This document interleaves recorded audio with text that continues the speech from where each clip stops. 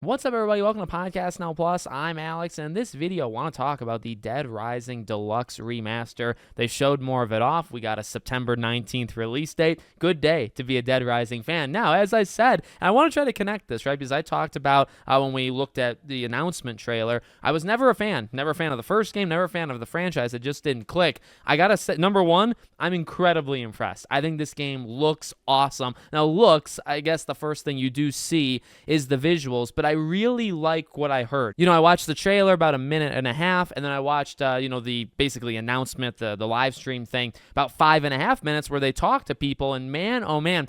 So they went into the details of is this actually, a remaster? Should you really call it a remake? And the director literally said they kind of have the same question. I like the name. I like the name because I really believe, and maybe it's just a little bit of joking in the staff, right? I really believe they themselves don't know. They themselves don't know, do we want to call it? Because it's not really a remaster. Maybe we don't feel comfortable calling it a full-on remake. And maybe it's because, for remake purposes and for what this game is showing, it's completely overhauled visually, right? 4K, 60 FPS. You see the lighting. You see kind of the dynamic changes, of scenery. But they do keep a lot of things the same. And what I mean by that, and that's a positive. They talked about that in a positive way, where some of the more goofier animations, right? When he's jumping, he gets hit, and he does a freaking barrel roll in the air.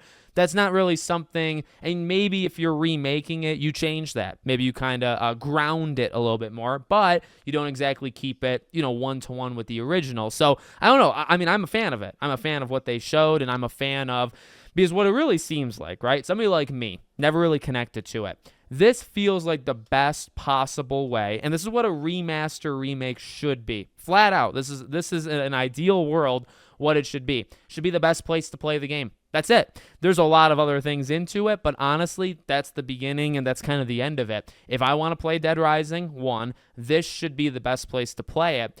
And it's going to do a lot of things. It's going to respect the original in terms of the feel and in terms of, the general gameplay and movement. But there's a lot of, actually, since I made the video talking about my, just not connecting, I've watched actually a couple of video essays on YouTube going over the Dead Rising series, Dead Rising 1. I've learned a lot. Honestly, in the last 48 hours, I've learned a lot. What I've seemed to find, at least from the first game, is that it's a very rough around the edges game, but it's got a lot of heart. It's got reason why people fell in love with it, but it's not a perfect game. This feels like the best way they could do at fixing it, right? Where it has a lot of quality of life things like multiple saves, auto save. They're cleaning up the UI. They're cleaning up the map. They talked about the AI when you're saving people, and that was something I remember that. I remember that being bad when I rented the first game. I saw that even in video essays, how terrible the AI acts. It really kind of, they get smarter as the franchise goes, but specifically in the first game, right? They flat out mention that in the live stream. So it just feels like that respect is there.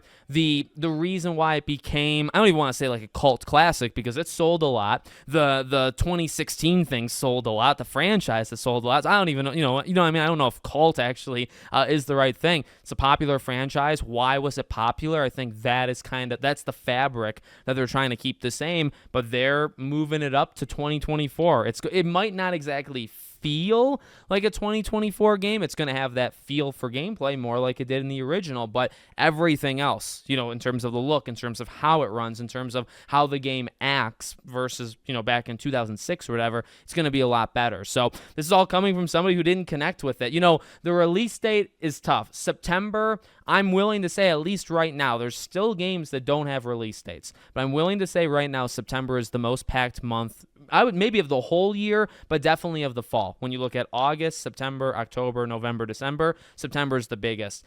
It has a lot of competition for myself personally, with all the other games. I don't know, but this is I will tell you this.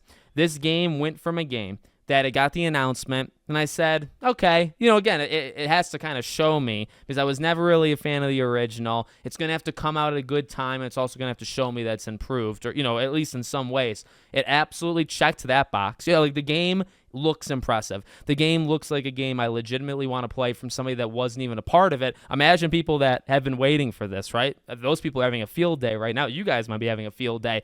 It's just the release date. That release in September, that's a tough one for me. So this might be a game, like for myself personally, comes out, maybe I get like a Black Friday thing, because I don't know if I'd be able to play it September, October anyway, right? Maybe you wait a few months. That might be my strategy. But I went from somebody who didn't really care to now I really want to play it. So let me know what you guys think in the comments. Make sure you subscribe to the channel, bell icon turned on. I hope to see you all on the next one.